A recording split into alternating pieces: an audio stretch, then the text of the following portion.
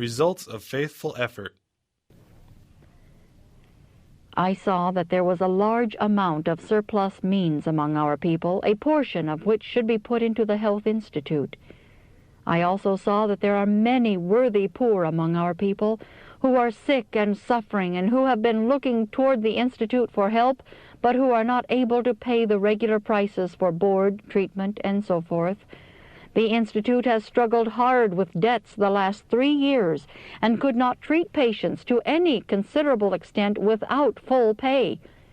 It would please God for all our people who are able to do so to take stock liberally in the Institute, to place it in a condition where it can help God's humble, worthy poor. In connection with this, I saw that Christ identifies himself with suffering humanity, and that what we have the privilege of doing for even the least of his children, whom he calls his brethren, we do to the Son of God.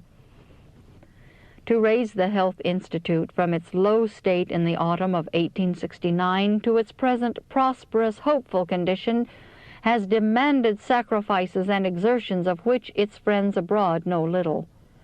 Then it had a debt of $13,000 and had but 8 paying patients. And what was worse still, the course of former managers had been such as to so far discourage its friends that they had no heart to furnish means to lift the debt, or to recommend the sick to patronize the Institute.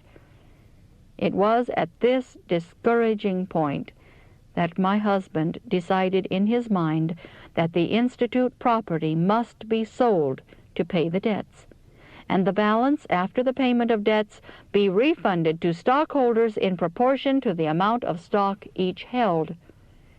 But one morning, in prayer at the family altar, the Spirit of God came upon him as he was praying for divine guidance in matters pertaining to the Institute, and he exclaimed while bowed upon his knees, "The Lord will vindicate every word he has spoken through vision relative to the Health Institute, and it will be raised from its low estate and prosper gloriously."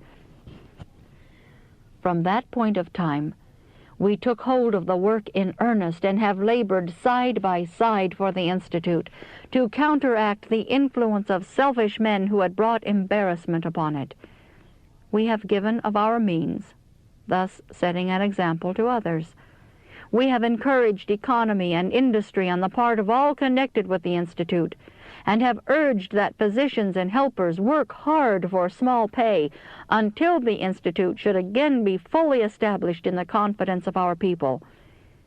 We have borne a plain testimony against the manifestation of selfishness in anyone connected with the Institute, and have counseled and reproved wrongs. We knew that the Health Institute would not succeed unless the blessing of the Lord rested upon it. If his blessing attended it, the friends of the cause would have confidence that it was the work of God, and would feel safe to donate means to make it a living enterprise, that it might be able to accomplish the design of God. The physicians and some of the helpers went to work earnestly. They worked hard under great discouragement. Doctors Ginley, Chamberlain, and Lamson worked with earnestness and energy for small pay to build up this sinking institution, and thank God the original debt has been removed and large additions for the accommodation of patients have been made and paid for. The circulation of the Health Reformer, which lies at the very foundation of the success of the Institute, has been doubled, and it has become a live journal. Confidence in the Institute has been fully restored in the minds of most of our people, and there have been as many patients at the Institute nearly the year round as could well be accommodated and properly treated by our physicians.